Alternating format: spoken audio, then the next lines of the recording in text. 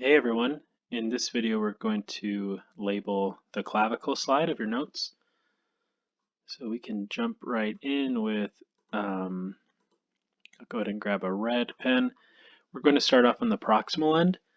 Your notes refer to the proximal end being triangular in shape, which is sort of true. If you were looking at a real bone though, you might be tempted to call it circular because if you look at it from an angle, a medial angle, this side of the clavicle is actually very round. Either way, it looks very different from the distal end or the acromial end, which is very flat.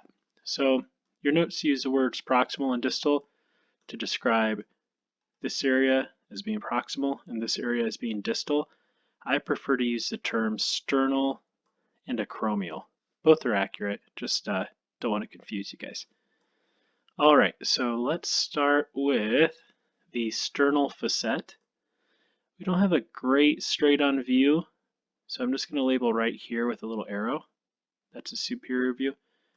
You can do the same thing down here. This is the site of articulation with the manubrium. So sternal facet. Costal tuberosity we can only see from an inferior view. So if you're writing on your notes, you might even say in parentheses inferior view.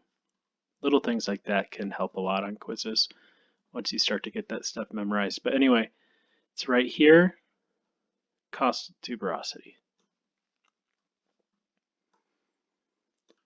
The shaft, we only have one structure. We can go ahead and label it now in light blue. It's called the subclavian groove. That's the site of attachment for the subclavian muscle. And it's right there. That is also seen inferiorly. Now, your notes mention the medial 2/3 being convex anteriorly and lateral 1/3 being convex posteriorly. That's helpful if you're trying to distinguish a right and a left. So if you look here, you can see that the medial 2/3 are convex anteriorly and the lateral third is convex posteriorly. Probably, I don't know how much you'll need that information. I guess it's always possible for any bone that you're asked on a quiz whether it's a right or a left, so it's good to know. Let's move on to the distal end, or the acromial end. It's much flatter than the sternal end. And we'll start by naming the conoid tubercle. I will use a purple-ish color here to label the conoid tubercle. That points down and slightly posteriorly. Trapezoid line and deltoid tubercle, we are not going to cover. I really prefer to use a real clavicle for those. Those are ligament attachment. Oops, I'm sorry.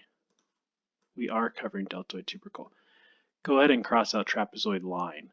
That's a ligament attachment, and it's too hard to see on the model that we'll be using for our quizzes.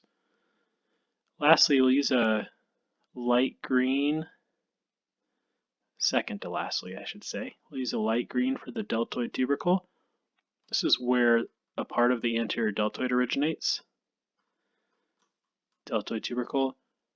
Now lastly, we'll use this blue color, the acromial facet.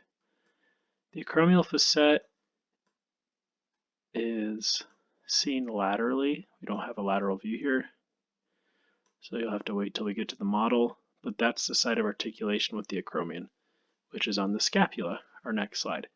That's it for the clavicle. Let's go ahead and check this out on the model.